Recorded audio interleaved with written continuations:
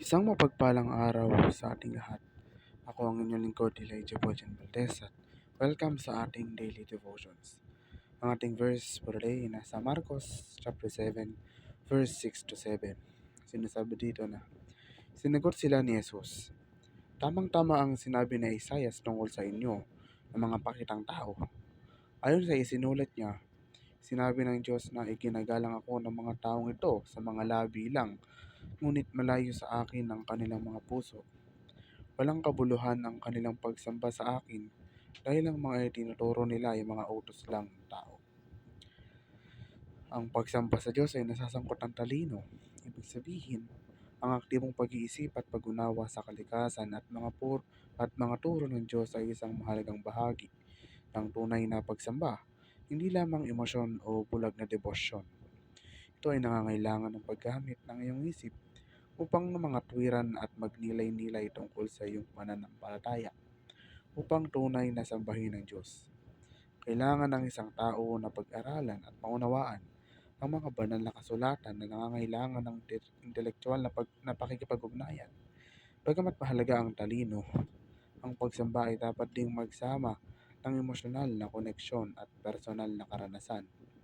Ang pagsamba sa Diyos ay tinuturing na kasangkutan ng mga damdamin dahil ito ay isang malalim na personal na pagkilos na umaakit hindi lamang sa isip kundi pati na rin sa puso na nagpapahayag ng damdamin at ng pagkamangha, pasasalamat, pagmamahal, pagpipitagan, kalungkutan, at kagalakan depende sa kaugnayan ng individual sa Diyos.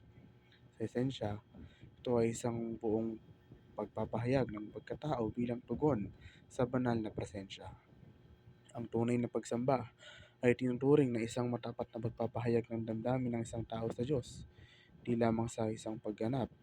Kahit na ang mga negatibong emosyon tulad ng kalungkutan o takot ay maaaring dalhin sa Diyos sa pagsamba bilang isang paraan upang humingi ng kaaliwan at patnubay.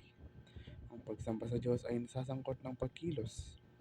Ito ay hindi lamang isang passive o pag-iisip ng damdamin, ngunit sa halip ay aktibong pagpapahayag ng debosyon, pagpipitagan at papuri sa pamamagitan ng kasanayan tulad ng panalangin, pag-awit, paglilingkod sa iba at pamumuhay ayon sa mga turo ng relihiyon ng isang tao na lahat ay naglalayong parangalan ng Diyos. Ang pagsunod sa mga utos ng Diyos at pamumuhay na naaayon sa mga pagpapahalaga sa relihiyon ay tinuturing na isang gawa ng pagsamba. Baguhin ang iyong mga gawi. Ito ay aktibong baguhin ang iyong mga regular na pag-uugali at nakagawian. Madalas na may layuning mapabuti ang iyong buhay sa pamamagitan ng pagpapalit ng mga luma, potensyal na negatibong pattern ng bago, mas positibo.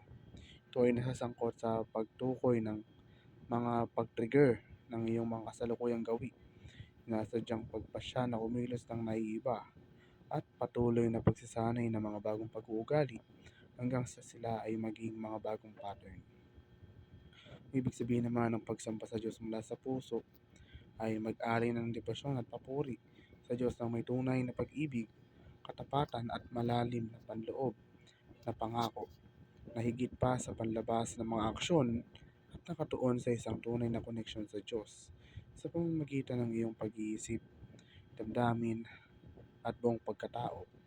Mahalagang pagpapahayag ng iyong pagsamba sa Diyos, hindi lamang sa pamamagitan ng mga salita o mga ritual, ngunit mula sa kalibuturan ng iyong espiritu.